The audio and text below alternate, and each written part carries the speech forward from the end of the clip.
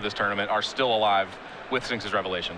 Absolutely. I think that as the format has diversified a little, basically people are attacking you from too many angles at this point. Yeah, we said that before. Blue-white control, great in a known metagame, tougher in an unknown metagame.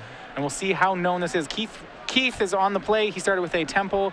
VanMeter having the best start in his deck. That's going to be a turn 1 Elvish Mystic as he tries to get one of those early threats like a Domri down before the control wall is put up by Keith. Yeah, the idea here for CVM is to try and stick some sources of card advantage to basically outcard the blue deck, which sounds ridiculous on its face, but it's something that the Jund Monsters deck is certainly capable of. Yeah, it wants to one of these, basically any of its threats, if they go unanswered, can pose a really big problem.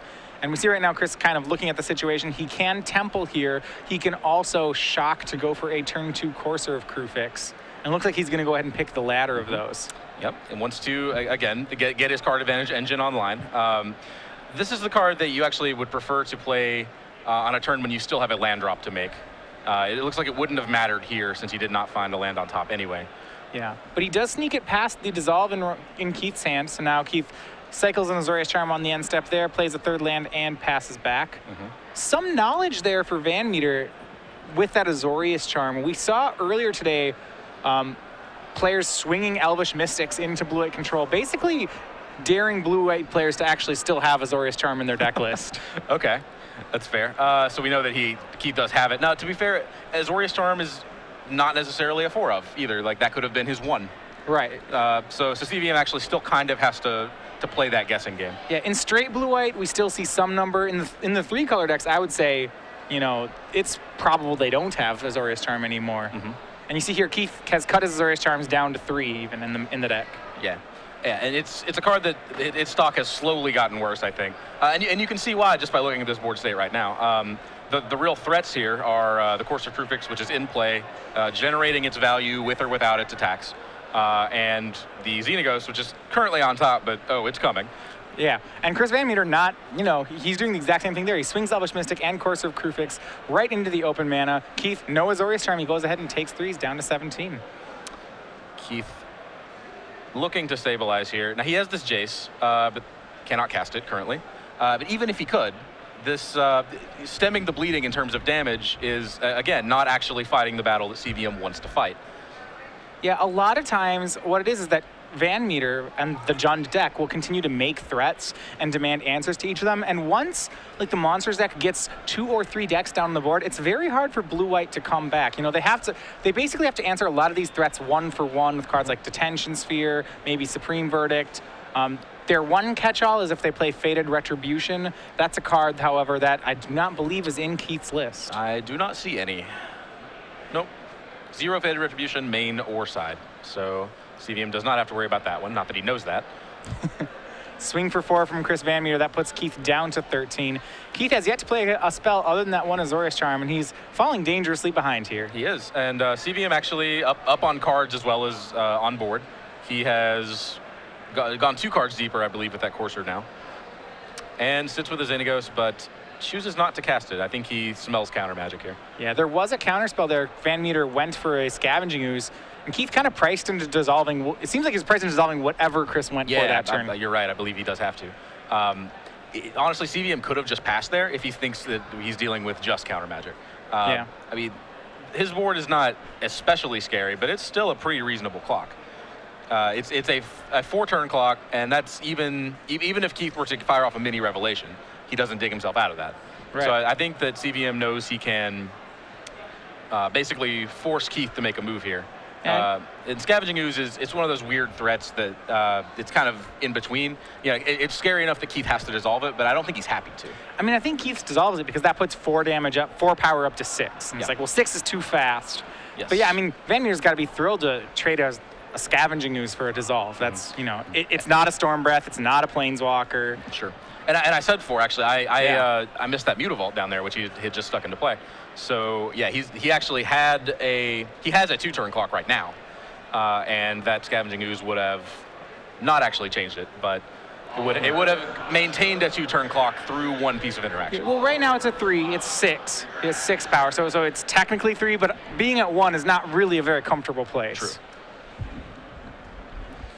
We see Temple of Abandon VanMeter, no interest in the Pelucranos. He's going to go ahead and ship that, and that seems like an upgrade. He flips Domri off the top. Yep. Pelucranos, big burly monster. No disrespect to Pelucranos World Eater, but not what he's looking for right here. And Domri, on the other hand, that's one of those sources of card advantage, as we were saying, and a very scary one for the blue-white deck. Yeah, well, there's so much utility here, right? Corsive Crufix gives you card draw utility.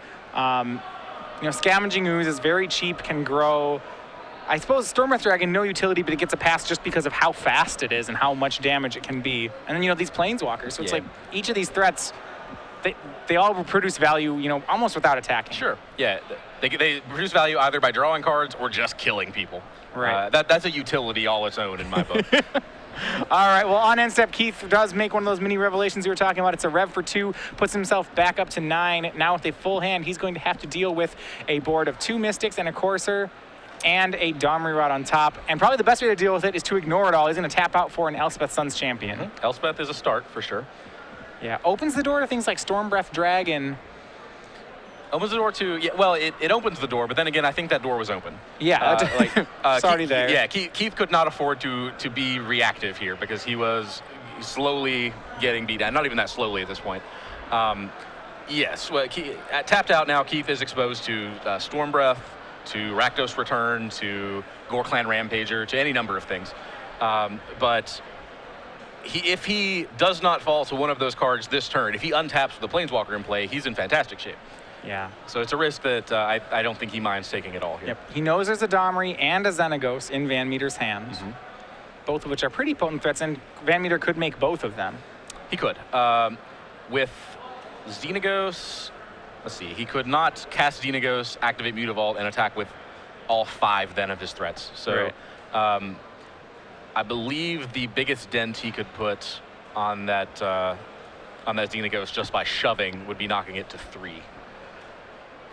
Which doesn't really make much headway, and would cost him some elves. Yeah, I don't know if he can kill the Elspeth this turn. He can certainly drop her to 1 with the Stormbreath, which means that she can't untap and reprisal the dragon. Right. Yeah, I mean, if you have Stormbreath, that seems like the play to me. Does he have it? I don't see one. We know about the Planeswalkers, and I think he is deciding between his Planeswalkers. He could actually cast both. No, he does have Stormbreath Dragon. He does have it.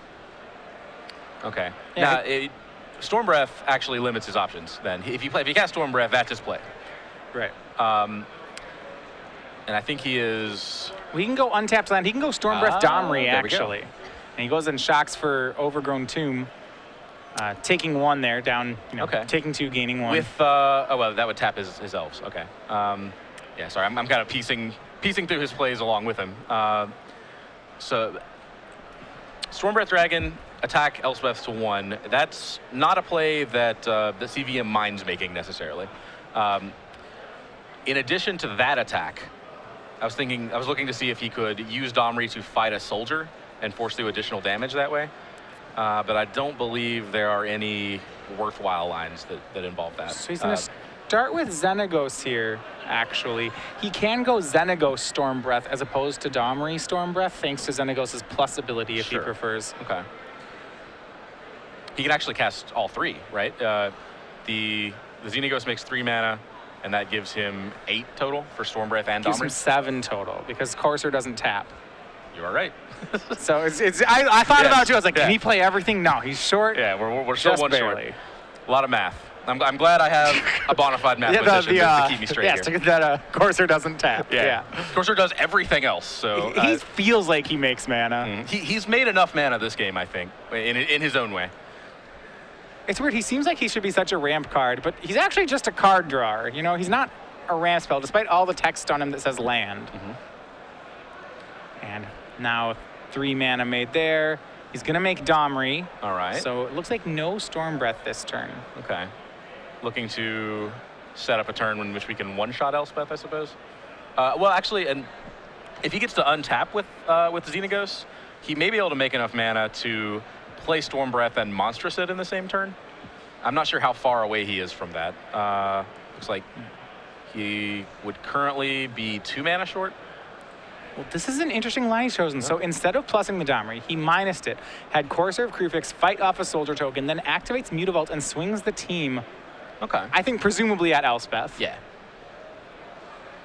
So now Keith gets to make a decision. How much does he value getting rid of those Elvish Mystics? Yeah, he can trade, yep, all at Elspeth. He can trade, kill both Elvish Mystics and put Elspeth down to 1. He can also trade with Mutavault. Mutavault, put Elspeth down to 1. Or he can protect Elspeth and put her to, if he's willing to trade less, he can keep Elspeth as high as 3. Sure. And this is not a question with an easy answer, I don't think. I would be inclined to get the material off the board, yeah, and that looks like what Keith is going to do. It depends if he has Supreme Verdict, right? If he has Verdict, then he takes the Mutavault off. Oh, yeah, sure, yeah. If you're choosing which material to get off, then yes. My thinking basically is that the difference between a Xenagos at 1 and an Elspeth at 1 and an Elspeth at 3 is not that substantial. There was also the potential there, which I would have liked to see him make. What if instead he just chumps a 2-power creature, leaves a soldier back, kills Domri with the second soldier, sure. and then lets Elspeth go to 1. Doesn't kill anything, but he gets the Domri instead of the 2 Elvish Mystics. You're right. That actually does seem better. It looks like Aetherling was the game plan there. New plan, so, yeah. resolve Aetherling race. So bigger fish to fry than Domri. We're going for the face. And this Aetherling, now in addition to doing Storm Breath clock math and what can we do with Storm Breath to try and kill Keith, now we get to do Aetherling clock math and try and figure out how far Keith is from killing CVM. Well, Keith is actually still 3 turns away from killing CVM, and I'm not convinced yet that he can survive for 3 turns. I am also not convinced, although I haven't seen Keith's hand. Right. And, you mentioned earlier, he's really 1 Supreme Verdict away from well stabilizing this game. Exactly. So, and now with this, so the Aetherling's good. It gives him a different angle. I still don't know if it actually if it helps him with the current scenario. No, it does not solve the Storm Breath problem, for one, which is not even a problem Keith knows about yet. Domri's going to go ahead and plus. It finds Blood Crypt, doesn't. I was like, well, come on, look at it. It's already there, yeah. Yeah, me too. I was like, why didn't he? Oh. Yeah. That's got to be a bad feeling. Plus, just look over the deck, you're like, plus Domri. Courser of Krufix does all sorts of weird things. We saw him earlier. He played a Temple of Abandon, just casually put his card to the bottom. I already knew what it was. Coolest thing I've seen with Courser of Krufix, I've had one against me when I've had a Dakra Mystic in play in Limited. That's sweet. Okay. Every time they get a card, you're like, yeah, we mill for 1. Nice. Just save some time. I only need to think about half of this equation right now. And there we go. There's the Stormbreath Dragon that was in VanMeter's hand. Okay. And I suspect this is also... I wonder where it's going. This went to the head. That went to the face. Keith goes to 5. Okay. I mean, Keith declared that he wanted to race, right? Yeah. Elspeth can't use the reprisal ability. So on the board, Keith is dead next turn to the Stormbreath Dragon. I think it's a heads-up play by VanMeter. Think about the cards that actually answer Stormbreath Dragon. It's pretty much Elspeth and Supreme Verdict, right? Yes. We know that Elspeth can't do it. Another Elspeth from hand would do it. Right, second, it has to be from hand. Yeah. We're already pretty sure with how this game played out that Keith does not have a Supreme Verdict. Correct, yeah, I think that's a safe assumption at this point. So just going to the face and challenging him to answer Stormbreath, I think a pretty good board read there for Chris VanMeter. Yep, I agree. How about Revelation? Does that do anything? He would be able to Revelation for 4, or 5 if he plays the land. Yeah, well, Revelation's pretty bad against a monstrous stability on Stormbreath, though. Stormbreath undoes all the work you do with Revelation. True. What you would basically have to do there would be hope that CVM... Well, CVM would use the monstrous ability, you take the trigger, and then cast Revelation. And then cast Revelation? Yeah. And unless CVM can deal the last point of damage on the attack, that actually does work. If he swings for more than 5, that no longer works because then... Right, and actually it looks like he would. So I was just kind of checking to see if that's a relevant thing. I don't think it is. He has a Jace in hand. I believe we're going to see him Jace and go digging. Well, I said that. Looks like he's pumping Aethling enough to kill the Xenagos. Okay. 1 token falls to Courser of Krufix. Keith is going to blink out his Aetherling and then Supreme Verdict. Okay, has it. I wonder how long it was there for. I don't know.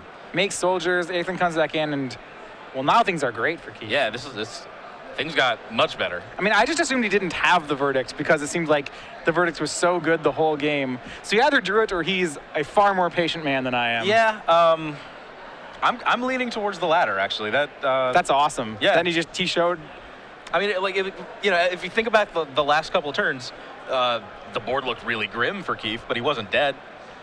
Wow. I mean, I think there's a real argument for just holding it until you absolutely must pull the trigger.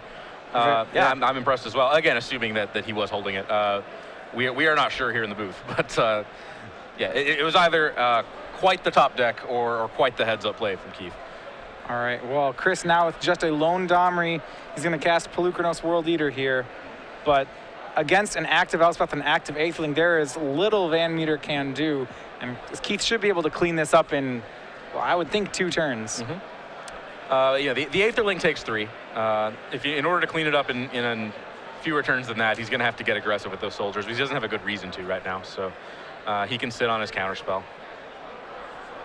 Yeah, he can put the soldier, I mean, maybe on the last turn he can swing all the soldiers for the last points. He can also not, and that would be fine too. Mm-hmm. And he also gets to make the choice of whether or not he cares about Domri here. His hand is set up for this game. He has Jace, Dissolve, and Celestial Flare all in his hand. Those are powerful cards.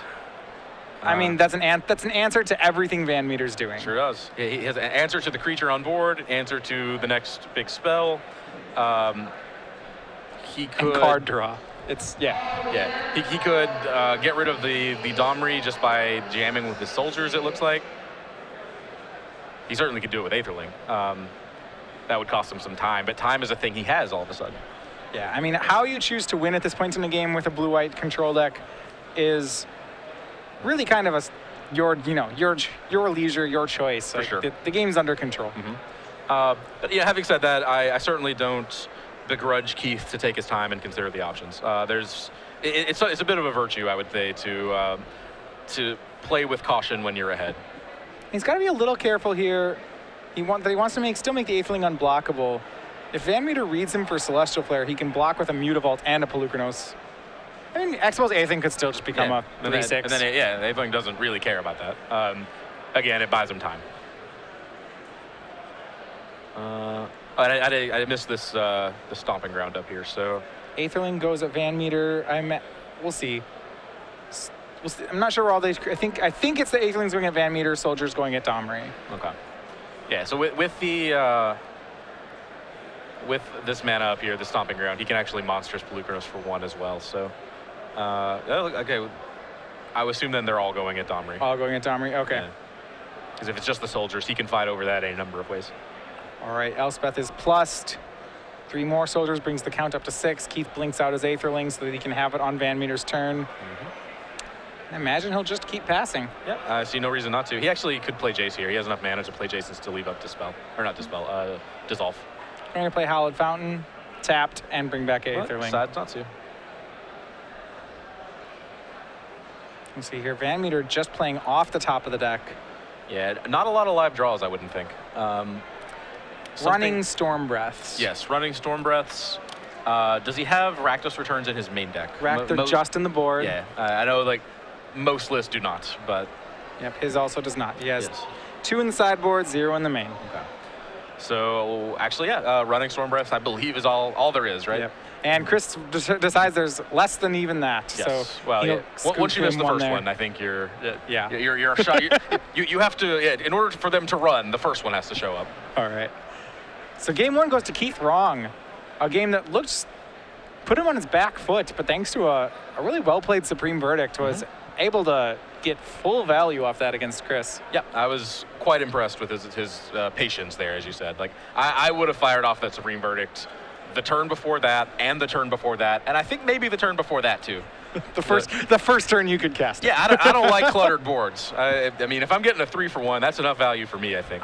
My opponent has creatures that are drawing him cards and 2 planeswalkers. Yes. I kind of want to kill things. Exactly. I'm getting uncomfortable with the situation. One of my favorite things in Magic is drawing a card. one of my least favorite things in Magic is when my opponent draws a card. Right. So if I can stop that, I would pull the trigger on it. All right. Well, you mentioned in Chris's sideboard he does have Rakdos' returns. That's true. 2 Rakdos' returns. He has a fair amount of tools for this matchup. He has Golgari Charm that will help him regenerate through verdicts, blow up detention spheres. He has 3 Mistcutter Hydras. Those are also excellent for the matchup. If he chooses to, he has a Vraska he could use. Sometimes you see that as a way to kill detention spheres. Not always.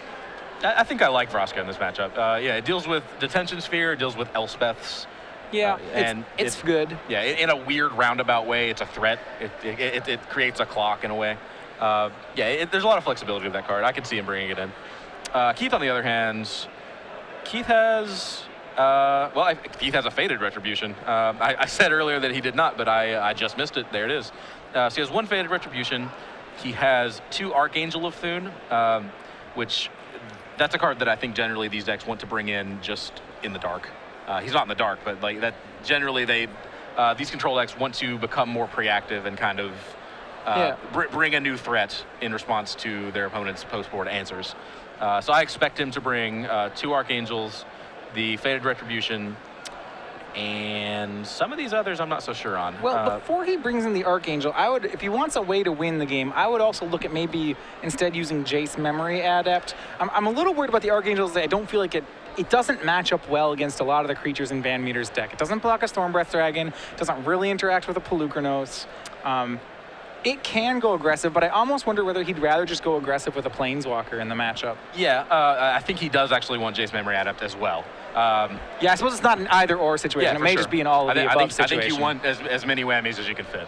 Archangel, if I am in Keth's spot, I'm bringing these cards in, these Archangels for sure. But then again, I'm a brawler, you know. I want to be attacking. You're right there. It doesn't stop Stormbreath, but it races it. The creatures that it doesn't just like roadblock. It actually you change the clock immensely. It races Pelucranos. Stormbreath it can race. Depends on whether Chris has 7 mana. Sometimes Stormbreath just goes monster and then wins. It's like you might still have to kill it anyway. Cards I'm excited about out of VanMeter sideboard as well. Celestial Flare and Negate. Both are pretty exciting in the matchup. Out of Keth Rong sideboard. Out of Keth's sideboard. The Celestial Flare for sure. That's 1 in the board in addition to the 1 in his main deck. We saw Stormbreath Dragon cause serious problems that game, and you want to bolster your defenses as best you can against that card. So he's going to bring in 2 Celestial Flares and a Faded Retribution almost certainly to bump his number of answers to that card up. Yeah, Mistcutter Hydra. He also has to expect that there's Mistcutter Hydras coming in too. You mentioned Negate, of course, as a response to Domri, to Xenagos, to Rakdos returns, which he has to suspect. I don't dislike Negate here, but I would caution against being too reactive in this case. All right, well, we're underway with Game 2. This is Chris VanMeter versus Keth Rong for the first spot in our top 8. What we predict will be the first spot in the top 8. VanMeter has the turn 1 Elvish Mystic on the play. He did last game as well. But now that he's on the play, he has free reign to try to stick, once again, an early threat. We saw last game he had a Courser of Crufix. We'll see what he can land here. Does he have the Domri? No, it looks like Scavenging Ooze. Not have the turn 2 Domri, but Ooze is good. Yeah, Ooze is still fine. He's going to put the pressure on here. All right, we see what the cards he's brought in. It looks like he has both Golgari Charm and Dreadbore brought in this matchup. Okay. Dreadbore was in the main. In the main, he did not cut. As an answer to Elspeth, which I think you still have to keep as many of those as you can afford to. And Mistcutter for 3. That's the last creature really threat in VanMeter's hand. He's gonna go ahead and now crash for 5 damage. I was gonna say, Induin is a possible Azorius Charm, and it does eat the Ooze. No big deal. I mean, if it's there, it's there. You have to draw it out eventually. That Mistcutter, it was totally safe to attack there. Yeah, it could not be Azorius Charms. Keth Rong did not have mana for Celestial Flare, nor could he have actually used it there. It would have just gotten the Scavenging Ooze. So. What I like about the line that VanMeter has chosen is even next turn, if he plays Scavenging Ooze, he will have the mana up to deal with a turn 4 Supreme Verdict. So that was my initial fear of dropping everything, as I was say, you're going to lose to Verdict if you do that. But even... Yeah, I mean, yes, that is always the fear when you're just curving out. Right. On that last turn, he could afford to jam his Mistcutter into play because he always had one untap step before Keith even got to Supreme Verdict. Exactly. So like right here, even if when he recasts the ooze, he'll still have 2 up for the charm.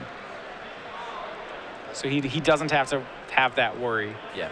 And yeah, I feel like if he manages to fog through one Supreme Verdict, he's in fantastic shape in this game.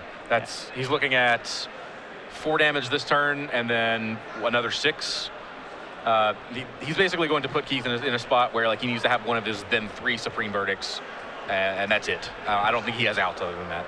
Yeah. So a swing for 4 there from VanMeter. He puts Keith down to 12. Does not play Scavenging Ooze, instead opting to leave up that Golgari Charm. He did play a Temple that turn.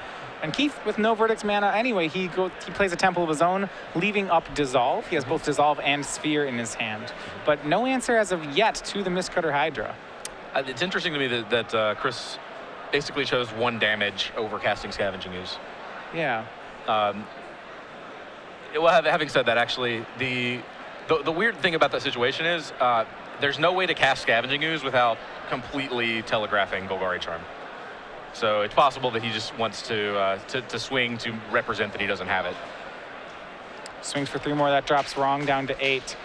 And to be honest, the clock he has is fairly sufficient. Sure. Yeah, he's not under any pressure to make a different play. So yeah, he can afford to wait to cast his spells in the best spots. He just like last game manages to draw a Dissolve out with Scavenging Ooze. Scavenging is one of those weird cards. You don't want it to resolve, but it feels like a waste of a counter spell. Yeah, I'm a little surprised that Keith countered it. I felt like if Keith he does have a Supreme Verdict, and if he's already committed to casting the Verdict, you'd almost soon want another creature on the board. That creature doesn't really change the clock at all. But he did dissolve the Scavenging Ooze there, and now he has a choice of a lot of control spells to play. That is interesting. It's possible that he's really valuing the Scry. He may be looking for something in particular. Okay, and he looks like he does read Chris for that Golgari Charm. So he doesn't choose to sweep here. Yeah, instead he's just looking. Looks like he's gonna hold back and rev for 2. Okay. Yeah, if he lets Scavenging Ooze resolve that last turn and then goes for Supreme Verdicts, kind of the level 0 play there. He's not dead on board at that point. He's gonna fall to 2 on board. But he is incredibly vulnerable to a lot of cards that he knows Chris has in his deck. Yeah, he loses at that point to Xenagos, Mistcutter, Rakdos Return, Stormbreath Dragon, probably a couple others I'm forgetting. So I think I can understand him being very, very careful about that. Yeah. He does mini rev for 2 after he goes to 4 to go back up to 6. And as you see here, a Celestial Flare was drawn for Keith. So he's starting to stabilize. If he can get rid of that Elvish Mystic, then he can force VanMeter to sacrifice the Mistcutter Hydra. Yeah, that's a big Celestial Flare. Now, I talked about telegraphing your tricks. If you Detention Sphere an Elvish Mystic here, I'm pretty sure a player of Chris's caliber is gonna smell you out there. But there may not be much he can do about it. Right. Chris is just it looks like what Chris is doing, so he's being very conservative with his damage. He's just playing Protect the Mistcutter Hydra.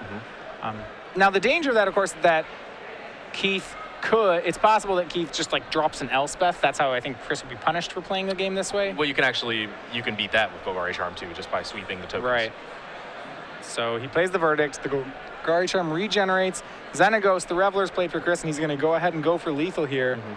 And by playing Xenagos, making a Satyr, Celestial Flare takes care of Elvish Mystic. Keith drops to 1 life. Yeah, that's rough. That's not what you want to trade your Celestial Flare for.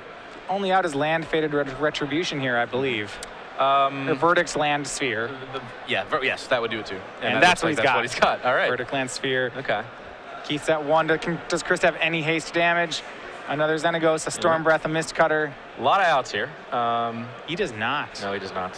He has Domri to go digging, and it looks like a Mutavault. Well, if he finds Mistcutter here, he can Mistcutter for 1. Oh, there we go. Does not hit.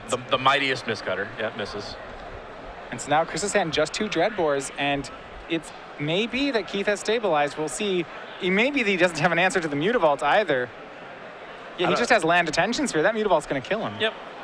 He can represent answers, but it's not like Chris has better things to do than see if he kills him. Yeah. Yeah. Plus for Domri doesn't hit. Yeah. Now Chris drew Rakdos Return. He's in this weird spot now where he has to try and decide between Rakdos returning or attacking with Mutavault, returning for 1. You have to worry about gaining life from Sphinx's Revelation. All right, so if Keith has a Revelation, it's a Rev for 4. Yeah. Your Rakdos' return is for 3. Keith would be at 2 and would have presumably a pretty good card in his hand. Keith wouldn't net many cards, but he'd get to pick which one he nets. Yeah. Yeah, no, of course, we know that it doesn't matter, and whatever he does is going to be good enough. But he does have to take the time to decide which one's better in the vacuum there. Makes the right call there. Or one of them, the Mutavault, swings across for 2, and we are on to game 3 between Chris VanMeter and Keith Rong. So we saw Chris keep his Dreadbores. We saw Golgari Charm, and we saw Rakdos return. So, and Mistcutter. And Mistcutter. So we knew, and we suspected we were going to see most of those cards. So post-board, Chris has really mixed up all the angles that he is attacking from. Yeah, it seems like the vanilla creatures are kind of where he's cut things. Like, you don't see any Gorklan Rampager, and I don't imagine they're still in the deck at this point. Other than that, he may have just shaved some numbers in other places. Possibly a couple mana creatures have been boarded out in this matchup. Yeah, he has the full package of 4 Elvish Mystic, 4 Sylvan Caryatid. Those are a bit of a liability. Yeah, Mystic's probably too good to cut. You probably start at the Caryatids. Yeah. So yeah, basically, pre-board he can stick his engines. You know, he can stick Courser, he can stick Domri, start generating a little value, but even with those going, he still has to win in the combat step. And post-board, he doesn't really have to do that. Rakdos returns can close out on their own. They can open up avenues where he is free to attack and not have to worry about possible interaction that Keith could have, which he certainly has a lot of. So yeah, that diversity really paid off for him that game. Yeah, and I think it's that diversity that really helps Chris. So it's like, it seems to me that what he's doing is he's just playing each of these value generating cards, and Keith's playing defense, right? Keith's trying to counter or remove or answer each of these value generating cards before any of them get out of hand, and hopefully resolve a Revelation at some point. And if he does that, then he's good. But yes, basically has to Revelation there to stabilize. And VanMeter kept his Dreadbores, so what I was actually about to say was, what would have been actually fantastic that game was Archangel of Doom. It blocks a Mistcutter, races, and it stops Mistcutter from attacking and then races, so would have been a sweet card to jam there. Of course, CVM still has all these Dreadbores. So, right, he had 2 Dreadbores at the end of the game. Yeah. And I think that's actually, that's wise on CVM's part to keep in a little insurance there for situations like that. Yeah, he doesn't know exactly what's coming, but he has to suspect that Keith is going to throw some curveballs at him. Yeah, some sort of creature post-board. It'll be interesting to see whether or not VanMeter actually is still playing all the Dreadbores for game 3. He didn't really see any additional creatures out of Keith that game. True. I mean, I don't know how much he wants to mix it up. Like, he most likely, he looks like he has 2 Rakdos returns, 2 Golgari Charms, 3 Mistcutters. That's 7 slots already. The Vraska is 8. Yeah, so, I don't know how many more slots. Yeah. Right. It really just depends on what fits and what he decided was he could afford to cut. Looking at his main deck, I think the 1 Mizium Mortars I think is the easiest cut. And then in his creature base, I know we said the Elvish Mystic probably too important to cut. Obviously your Storm Breaths are your clutch, your Scavenging Oozes are fantastic as a follow-up to Supreme Verdict, so they're a good top deck late. That leaves Gorklan Rampager, which is a little loose, but is actually a little, it gets better as you bring Mistcutter in. So you have more protection creatures that you don't have to worry about getting blown out by something when you use it. And it's an easy answer to Elspeth. Just whatever you have in play, attack Elspeth, Rampager. Right. So may cut that. He may have cut that. He may have cut his Pelucranoses, some of them. He may have cut his Coursers. They're a little slow. Really, we have no way of knowing what threats he decided were the least effective, because there are a couple that are kind of tied in the middle there. So you're on to game 3. This one puts Keith back on the play.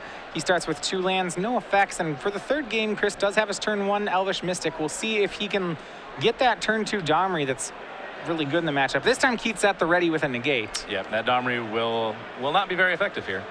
Yeah, you mentioned that you thought Keith would bring in negate.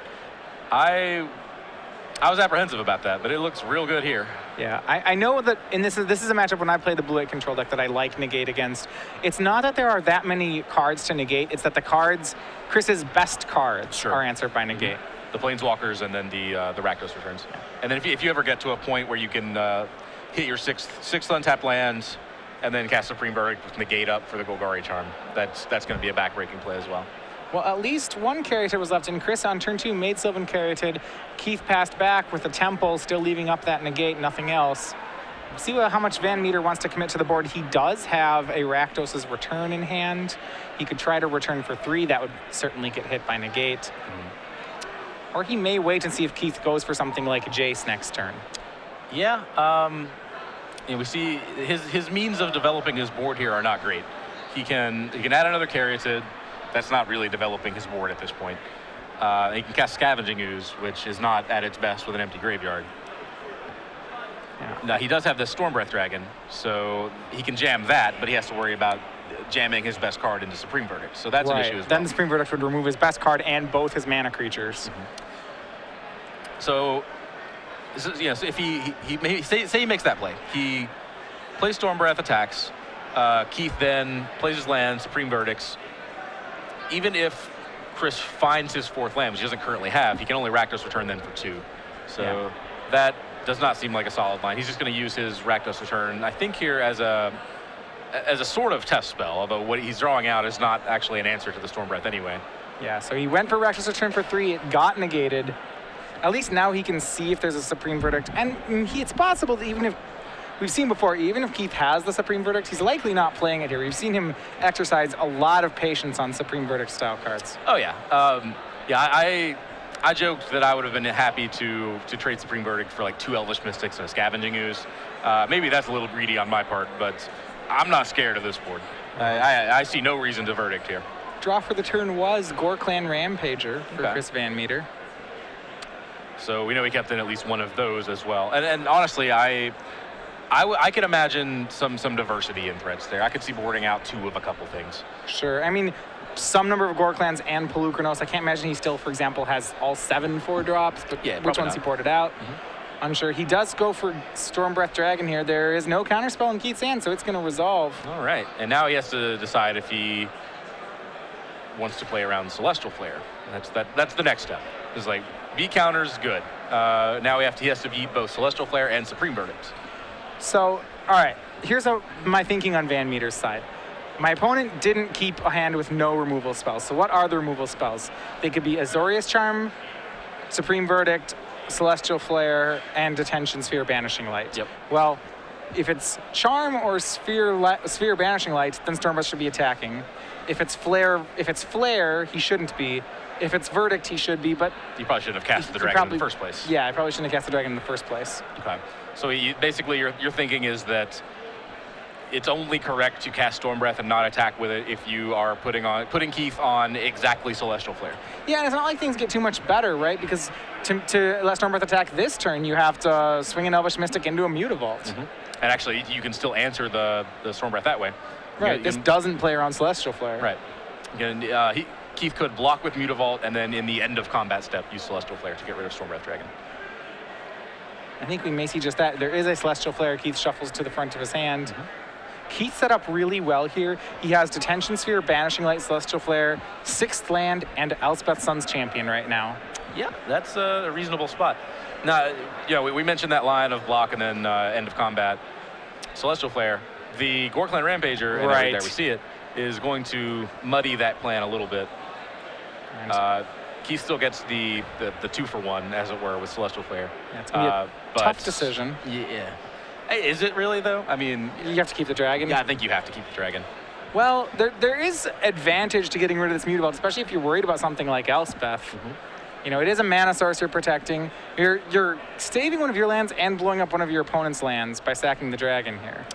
That is true. Although, well, you're not actually. Well, okay, yes, you're getting that value. You're dealing with the land. You're holding off Elspeth, but I don't think Chris actually cares about Elspeth here, because he still has the 2 mana up for Golgari Charm. Right. So he can regenerate from Elspeth's down tick, and then go ahead and attack her back. Yes. And with that Pro White that Storm Breath Dragon has, if Chris goes on that line, he's kind of just hoping that Storm Breath will carry him the whole way. I don't think that's an unreasonable hope, honestly. I think it works right now. And yeah, Elspeth tries to reprisal the dragon. He's regenerated with Golgari Charm. And yeah, exactly. You mentioned the remainder of the cards in Keith's hand are Banishing Light, Detention Sphere. There's a Xenagos, so that is going to knock off the Elspeth and still allow Chris to get some damage in at Keith. And more importantly, it also provides attackers to back up the Storm Breath, so he doesn't have to worry about follow-up Celestial Flares. Right, and this is pretty big for Keith. We see an Archangel of Thune, a very timely draw for him there. If he has a 7th land, he could have Flare Archangel. I don't believe he does. It'd have to be a white land as well. Yeah, and he's just going to jam Archangel, hope it's good enough. It frequently is, here is the thing. Yeah, now we're in a spot where, does CVM have an actual answer to this card? No. And I don't think, doesn't look like he does. So now what does he do, you know? If he just attacks with Storm Breath, he loses that race. Well, he can, I'm not sure. So he has a land he just drew here. If he plays the land, shocks for it, pluses the Xenagos, he can monstrous the Storm Breath Dragon right now. And then I'm no longer convinced he loses the race there. I'm not sure the number of cards in Keith's hand, but it's possible the Storm Breath's lethal at that point. That is true. So that's a concern. So if he does that, the Storm Breath, of course, is 7. And if there's 5 cards in Keith's hand, he has to chump. Okay, yes. I don't know if he has 5. I believe Keith has 4. Okay, so Keith could go to 1. Yes. All right. We'll see if he goes for that play. I don't believe he's going to. Now he cannot. Sure he could. Yeah. That taps. Yes. Yeah. So he's going to play Scavenging Ooze. Use that ability, Monster Storm Breath Dragon. And we'll see how many cards he actually has in hand. 1, 2, 3. I think it is 4. Maybe 3, actually. Yep, so 4 mana off Xenagos, 2 off the lands, 1 off the Caryatid. Okay, and it was 3. It was 3, so Keith. So an extra life's worth of breathing room, which is certainly relevant. Goes to 9, then goes to 2. Yeah.